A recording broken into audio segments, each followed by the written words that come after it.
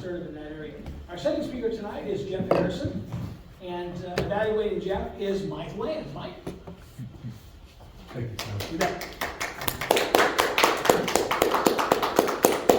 Going for a big treat tonight, a man of destiny, and he is destined to give us a great speech tonight. Jeff Harrison will be giving us his icebreaker speech. That includes introducing himself to the club and getting us familiar above and beyond what we already are with him. Jeff is working in the presentation mastery pathway. Like I said, his project tonight is the icebreaker speech. The title of Jeff's speech tonight is Through the Middle. His speech is 4 to 6 minutes in length, and we are all waiting to hear it. Mr. Toastmaster. Thank you, Mike. Appreciate it. Yes, Bob. He's giving an icebreaker tonight. You're the person who normally comments about it. Let's welcome Jeff for his icebreaker. Through the middle. Come on down. Yeah. Thank you all. 1998, I was living in London, England. A friend of mine called me. His name was Stuart Brandowski. He runs a business where he puts out drivers or sponsors into beautiful chateaus at Le Mans. Le Mans is, if you don't know Le Mans, it's the 24 Hours Le Mans is one of the 3 big Triple Crown races that no driver has ever won all 3 of them. So you have Monte Carlo GP, you have the Indy 500, and you have the Le Mans 24. It's an amazing race. He called me up and he asked me if I wanted to go and help him with this event. So of course I was like, yeah, let's do it. So we had a plan, and what we were going to do was we were going to meet at Heathrow Airport. I don't know what he was flying in, I can't remember exactly why, but we met at Heathrow Airport. Keep in mind, this is before cell phones, this is in '98. We did not have a cell phone. You say, meet at this time at Heathrow Airport and be there, and I'm going to pick you up, we're going to drive. Picks me up, we drive to Le Mans. We're going to drive all night long, and as soon as we get to Le Mans, we're going to work all day long. So we're in a hurry, we got to get there. We drive down to Dover, we take the channel across to Calais. Takes about, if you've never heard of the channel or whatever, it actually goes underneath the English Channel. It's about 30 minutes, that's how long it takes, and it goes at about 100 miles an hour. So it's pretty cool. We get over to Calais, we're in France now. The full drive is about 8 hours. So we get over to Calais, it's about 1 in the morning. We get over to 1 in the morning, we get over there, and we're like, okay, great, let's keep going. So we're just driving. We're driving along, hours are going by. I have no idea where we are. We're in the middle of France, it's the middle of the night. We're driving along, and Stuart turns to me, and he goes, hey, Jeff, we're coming up on Paris. We have 2 options. We can either A, take the perimeter route, we can go around it, or we can go right through the middle, and we can get lost.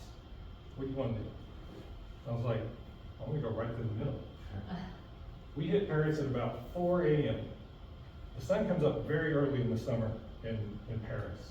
It's actually way further higher up than you think. It's around main level of altitude, or whatever they want to do. And when we hit it, 4 a.m., sun's just coming up. Nobody's on the road. There's nobody there. We have the road starts out. It's like a bad movie apocalypse that we're watching. So we're driving all throughout Paris. Sun's coming up. If you've never been to Paris, it is unbelievable on its own. When the sun's just coming up with all the white buildings, the golden red sunlight, it looks like everything's gold. The roads are cobblestones. They look like diamonds. We were driving through this town as if it was ours, alone. We had no GPS. We didn't even look at a map, didn't even care. We just drove right through it. It was like, oh, there's the Louvre. Oh, there's Notre Dame. Oh, we're on the Champs-Elysees now, on our own. Arc Triumphant. We're driving around what's considered one of the busiest roundabouts in the world. There's nobody on it.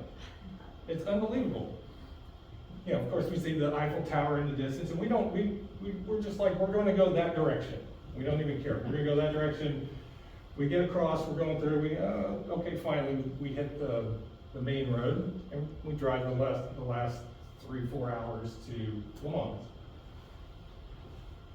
That experience has made a big impact in my life. I'm so grateful that Stuart did that for me, because he didn't have to do it. We were in a hurry. We were gonna drive all night long. We were gonna be working all day long at the racetrack, doing who knows what, a lot of work. But he gave me that time. He gave me that presence. I will never forget that. And it's not only that I got that experience to do that, which I would hope that for anybody to get that, but it's changed the way I look at my overall life. So, and let me give you an example of what that looks like in my everyday. So let's just imagine that I'm working on a very important project, of course, because every project we're all working on is very important. It's the most important thing that we'll ever be doing, because we're in a hurry. We're important. My wife comes in and I'm working on the computer, and she walks in the room. Well, I stop what I'm doing instantly. I turn to her and look at her as if she's about ready to tell me the most important numbers for the lottery, this next lottery. As if it's the most important thing I'm about ready to do. Another example, let's just say my 10-year-old daughter comes in, and I'm about ready to do the most amazing text you've ever seen. I mean, I've got the perfect emoji. I got to get this thing back to this person. She walks in and she said, Daddy, please come and watch me do a cartwheel. I finally got a cartwheel down. And I dropped that phone. I don't say, oh, I'll be there just a second. Let me do this thing. Oh, I'm going to do this thing. I'm going to get there. Oh, let me do. No, I dropped that phone. I go watch her do the cartwheel. I'm going to take pictures of her doing that cartwheel. I'm going to put those pictures in my daily journal. I'm going to put it in a folder that I'm going to make into a full folder for each year. And I'm going to have all those pictures.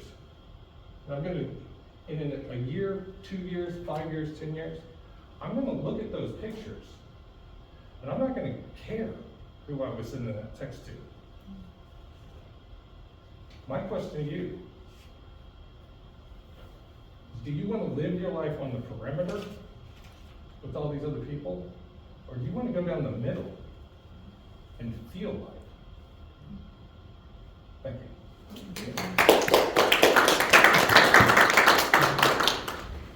Thank you very much.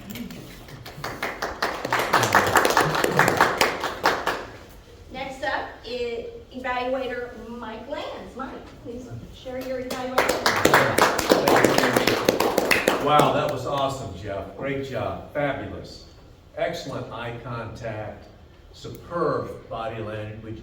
You know, I'm talking about an icebreaker speech here. This would be, you know, a guy's been doing it for 10 years. You look absolutely fabulous up here. Solid hand gestures, and there was a lot of variety in your gestures, and your gestures were very purposeful. They always served a purpose. On occasion, you would clutch your hands. This is a minor thing, minor. On occasion, you clutch your hands, and it was a time when you stuck your hands in your pockets. If you could avoid doing that, it makes it a little more polished. But excellent speech, didn't take anything away from it. Very good pauses as well. I know there was a lot of variety in your pauses. They weren't always the same. Some of them were a little shorter, some of them were a little longer. Very nice job here. So easy to follow your speech, start to finish, the way it was structured, the way it was organized. Your enunciation, your pronunciation, your intonation, everything was spot on. Very good job.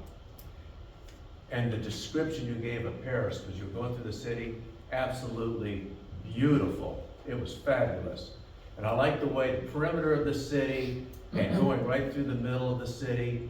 Later on in the speech, you draw parallels with that. Use it metaphorically, draw parallels with the way you want to approach your life.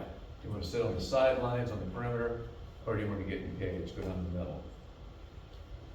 Beautiful job, like I said, describing Paris. Cobblestones look like diamonds, and then detailing out the various Parisian landmarks. Very nice. Solid summary of how your friend really changed your life, changed your perspective, changed your worldview maybe a little bit in the way that you interact, use your time, and you prioritize your time. Very nice.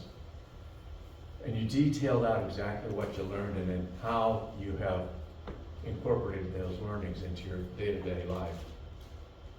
It was beautifully crafted and beautifully delivered up here. It was a very nice job. I can't stress that enough. Like I said, nice philosophical question you posed to us at the very end of the talk. Do we want to live life on the perimeter, or do we want to live in the middle, get engaged? And I like the way you used the title of your speech to really answer that question. So there's a connection between the title and what you're trying to get across. Very nice. And that title was your takeaway or your call to action for the speech. Like I said, this was fabulous, Jeff, and we all look forward to your next speech. I can see you going a long, long, long way in the Toastmasters game. Welcome to the club. This was a great job. Thank you. Thank you, Mike.